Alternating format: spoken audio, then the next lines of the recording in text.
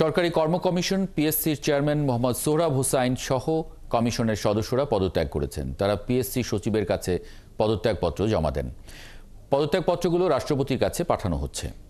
সোহরাব হোসাইন 2020 সালের 21শে September পিএসসির chairman পদে যোগ দেন। 2025 সালের 21শে সেপ্টেম্বর পর্যন্ত তার মেয়াদ ছিল। ছাত্র জনতার অভ্যুত্থানে আওয়ামী লীগ সরকারের পতনের পর পিএসসি চেয়ারম্যান সহ পুরো কমিশনের পদত্যাগের দাবি ওঠে। কয়েকদিন ধরে পিএসসি সংস্কারের দাবি জানিয়ে আসছেন বৈষম্য বিরোধী ছাত্র আন্দোলনের সমন্বয়করা। তবে দুইজন সদস্য এখনও পদত্যাগপত্র জমা দেননি।